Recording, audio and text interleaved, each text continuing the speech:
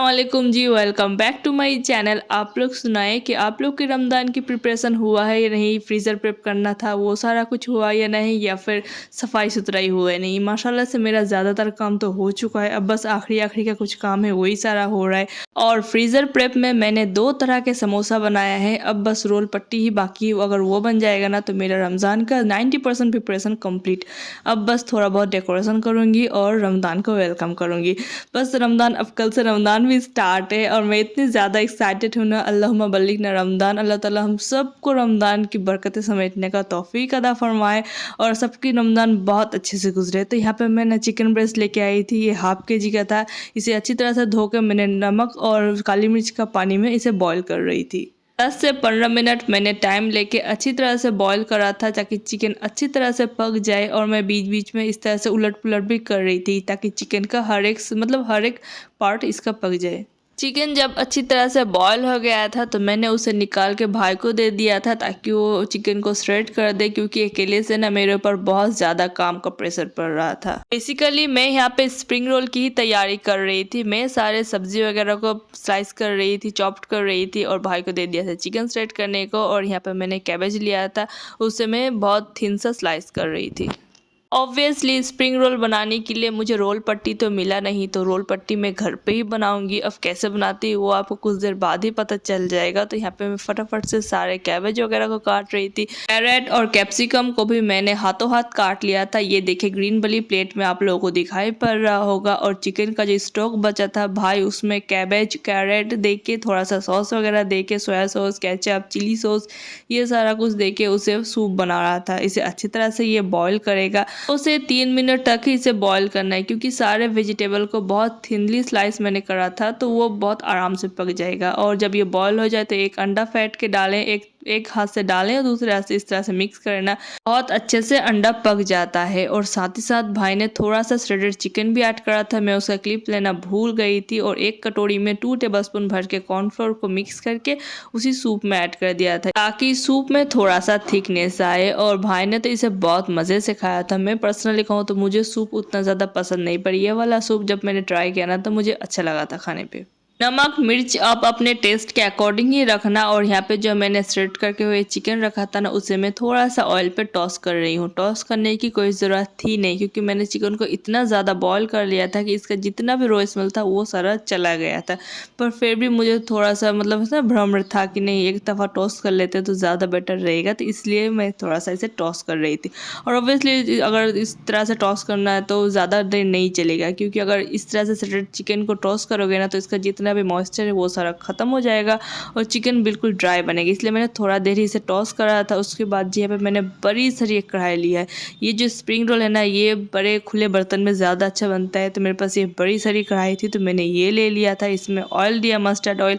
Oil जब गर्म हो गया तो यहाँ पे मैंने बारीक चॉप्ड करे हुए लहसुन ऐड करे और थोड़ा सा लहसुन को चटकने दिया। उसके बाद अनियन भी ऐड करा था और अनियन को भी थोड़ा सा, मतलब बिल्कुल थोड़ा सा ही इसे ट्रांसलूसेंट सा होने दिया था। और जब ये ट्रांसलूसेंट सा हो गया था तो इसमें ऐड करा था मैंने कैरेट। कैरेट को भी मैंने बहुत फाइनली एकदम लच्छेदार सा चॉप्ड करा था जितना मुझसे हो पाया था। अगर आप चाहे ना तो कैरेट, कैबेज, कैप्सिकम को इकट्ठे भी ऐड कर सकते हैं। अगर आप चाहे तो बारी बारी से भी ऐड कर सकते हैं। मैंने यहाँ पे सारा कुछ बारी बारी से ऐड करा था। यहाँ पे सारा कुछ जो मैं कर रही हूँ ना वो सारा पूरा हाई फ्लेम में जाकर, फ्लेम को लो या फिर मीडियम बिल्कुल नहीं करना, क्योंकि बिल्कुल मतलब सारा कुछ होता है ना, सारा हाई फ्लेम में करना है ताकि कोई सा भी सब्ज़ी अपना मॉइस्चर ना छोड़े, अपना पानी ना छोड़े। इसलिए मैं कैरेट को हाई फ्लेम में सारा कुछ मतलब थोड़ा सा स्टर कर रही थी। और जब ये स्टर हो चुका था तो इसमें सारा कैप्सिकम भी डाल दिया था। मैंने एक पूरा कैप्सिकम इस्तेमाल करा था। अगर आप चाहें तो थोड़ा सा ज़्यादा भी ऐड कर सकते हैं, पर मुझे पर्सनली कैप्सिकम का फ्लेवर ना उतना ज़्यादा अच्छा नहीं लगता। पर यहाँ पे फिर भी मैंने ऐड करा है, इसलिए मैंने इसका क्वांटिटी कम कर दिया है कैप्सिकम का। और सारा कुछ को हाई फ्लेम में स्टर करेंगे। स्टर करने से ना इसका क्रंचीनेस भी रहेगा, मॉइस्चर भी नहीं छोड़ेगा। उसके बाद यहाँ पे मैंने कैबेज को ऐड करा है और कैबेज ऐड करने के बाद इसे अच्छी तरह से मिक्स करें और बहुत अच्छी तरह से मिक्स मिक्स मिक्स, बस यही चाहिए यहाँ पे और कुछ नहीं। उसके बाद इसमें जाएगा नमक। मैंने 1 टेबलस्पून भर के नमक ऐड किया था, हाफ टेबलस्पून भर के मैंने काली मिर्च का पाउडर ऐड किया था। सारे चीज़ों को अच्छी तरह से मिक्स कर रहे हैं और ये देखिए बिल्कुल भी सेंटर पे पानी नहीं जमा है, मतलब हाई फ्लेम में बहुत अच्छे से मिक्स कर रही हूँ।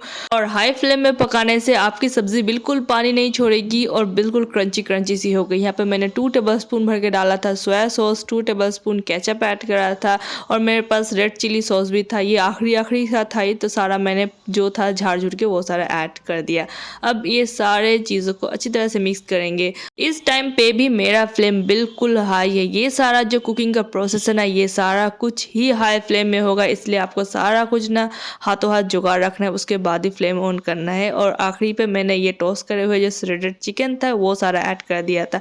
सारे को एक साथ कंबाइन करने के बाद मैंने इस टाइम पे चेक भी करा था, अगर नमक वगैरह व काली मिर्च वगैरह कम लगे तो वो सारा भी ऊपर से ऐड करके मिक्स कर लेना।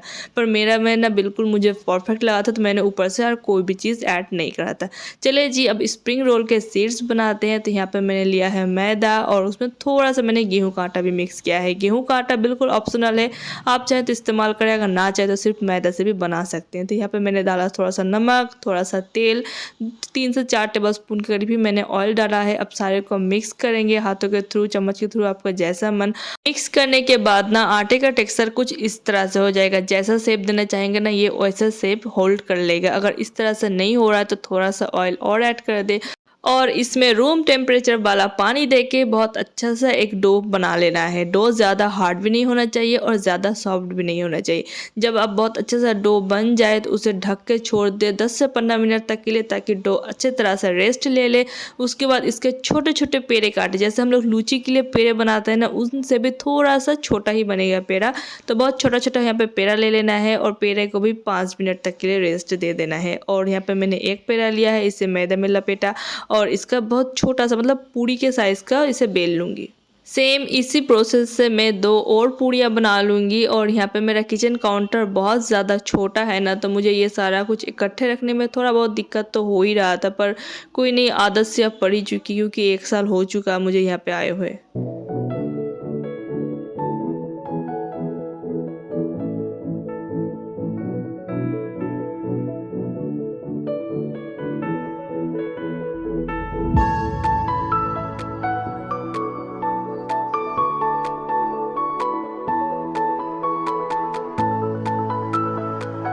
ये देखिए जी, यहाँ पे मैंने 3 छोटे छोटे पूरी की साइज़ का रोटी बेला है। इसमें ऑयल को अच्छी तरह से ब्रश कर लेना है, एक भी कॉर्नर इसका बाकी नहीं रहना चाहिए। सारे कॉर्नर पे अच्छी तरह से ब्रश कर लूँगी।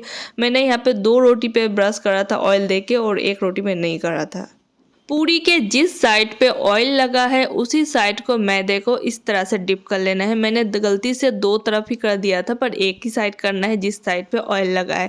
और सेम प्रोसेस से मैं दूसरा रोटी को भी इस तरह से आटा लगा लूँगी और एक के ऊपर एक, मतलब जिस तरफ ऑयल है उसी तरफ को एक के ऊपर एक रख दूँगी। और इसके ऊपर भी मैंने ऑयल ब्रश करा था, उसके ऊपर फिर से मैंने आटा का ब्रश किया और जिस पूरी में मैंने कोई सा भी ऑयल आटा नहीं लगाया था वो सबसे ऊपर रख दिया। और इसे अच्छी तरह से सबसे पहले हाथों के थ्रू प्रेस करना है, ताकि ये सारा एक साथ जुड़ जाए।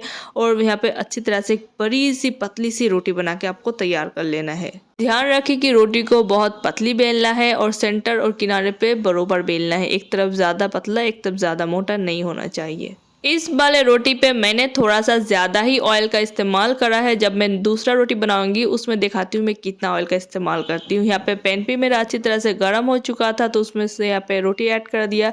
एक साइड के रोटी पकने में ना 60 सेकंड भी नहीं लगता और आपका स्प्रिंग रोल का सीड्स अपने आप ही निकल के बाहर हो जाएगा। और ये ना इतना ज़्यादा सेटिस्फाई लगता है जब ये आप निकालते हो ना। और बस इसे ज़्यादा नहीं पकाना, बस इस मतलब थोड़ा सा पक जाए इसे निकाल लेना। जितना भी पकाओगे ना इसका सीड्स उतना ज़्यादा हार्ड हो जाएगा। मैं आपको नेक्स्ट रोटी भी बताती हूँ। जिस तरफ मैंने ऑयल लगाया है सिर्फ उसी तरफ मैंने मैदा लगाया। और यहाँ पे मैंने 4 रोटियाँ मैंने ली थी, तो 3 रोटी पे ऑयल और मैदा लगाया था, 1 रोटी को छोड़ दिया था। उसके बाद सारे रोटी को एक के ऊपर एक मैं जैसे बना रही हूँ ना, सेम उसी तरह ही रखना है। और ये जो लास्ट वाला रोटी था ना जिसमें ऑयल लगा था, 3 नंबर रोटी, इसे भी मैंने मैदा से डस्ट कर लिया और इसे भी बीच में रख दूंगी। और सबसे आखिर वाला जो मैंने रोटी रखा है उसमें ना ऑयल है ना मैदा, कुछ भी नहीं। अब सारे किनारों को इस तरह से हाथों के थ्रू प्रेस कर ले। अगर आप चाहे तो हाथों पे ही कर ले, अगर आप चाहे तो बेलन पे रख के अच्छी तरह से किनारों को प्रेस कर ले और इसकी एक बहुत बड़ी सी पतली सी रोटी बना के तैयार कर लें।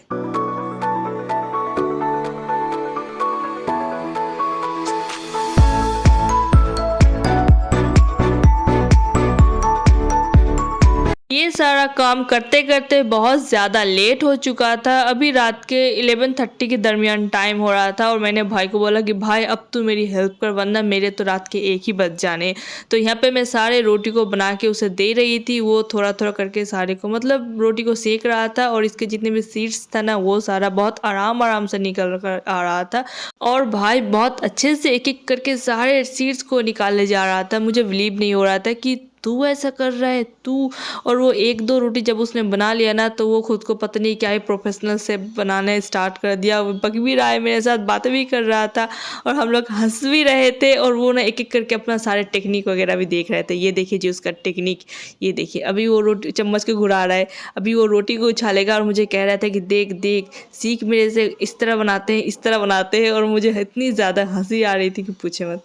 इसी तरह से हम लोगों ने सारे स्प्रिंग रोल के सीड्स हम बना लिया था और किचन को हम लोग बंद कर दिया था और जितना भी कुछ था ना सारा समेट के हम लोग सो गए थे। ये है जी नेक्स्ट डे का सुबह सुबह का क्लिप। जितने भी समोसे थे वो सारे अच्छी तरह से फ्रीज हो चुके थे और जो जिप लॉक बैग में था ना उसमें था चिकन का समोसा, जो हम लोगों ने चीज़ी चिकन समोसा बनाया था वही था। और आलू का समोसा इस प्लेट पे था। तो हम लोगों ने ना 2 जिप लॉक बैग में ऐड कर दिया था चीज़ी चिकन समोसा। तो उसमें उसको ना मैंने एक ही जिप लॉक बैग में ऐड करा और जो दूसरा जिप लॉक बैग था उसमें सारे ये आलू वाले समोसे हमने भर दिए थे। और ये देखिए देखने पे कितना ज़्यादा अच्छा लग रहा था ना। वो प्लेट वाला है आलू वाला समोसा और ये जिप लॉक वाला है चीज़ी चिकन समोसा।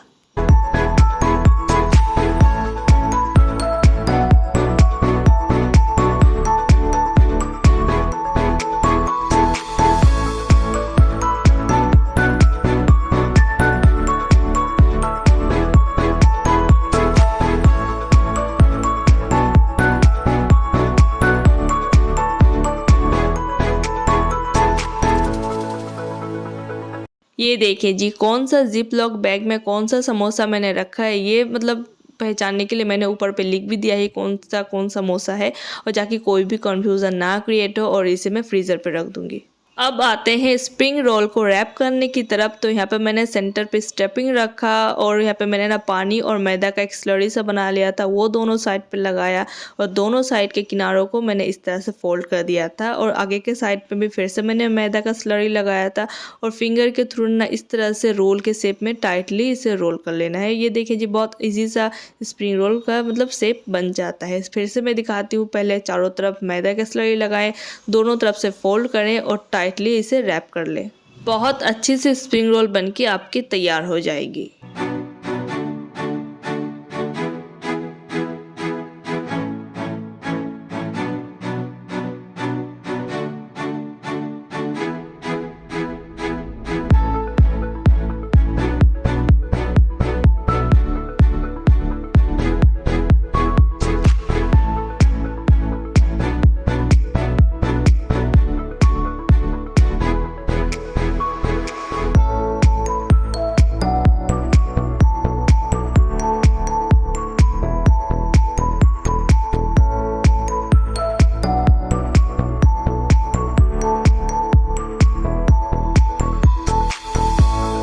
और ये आज दोपहर की क्लिप है। आज मेरा छोटा वाला भाई भी आया हुआ था कुछ काम से मालदा, तो मैंने उसे बुला लिया था अपने घर। और यहाँ पे मेरा दोनों भाई मिलके ना यहाँ पे मैंने कुछ फ़ोटो फ्रेम्स मंगवाए थे, वो सारा यहाँ पे वो लोग सेट कर रहा था। और अल्हम्दुलिल्लाह से सारा काम मेरा हो चुका है। और रमज़ान के हवाले से जो थोड़ा बहुत डेकोरेशन मैंने ऑनलाइन से मंगवाया था वो सारा भी आ चुका है, बस 1-2 ही नहीं आया है। तो वो जब आएगा तब मैं लगा दूँगी। तो यहाँ पे मैं अपना रमज़ान के लिए डेकोरेशन का स्टार्ट कर रही थी सारा कुछ।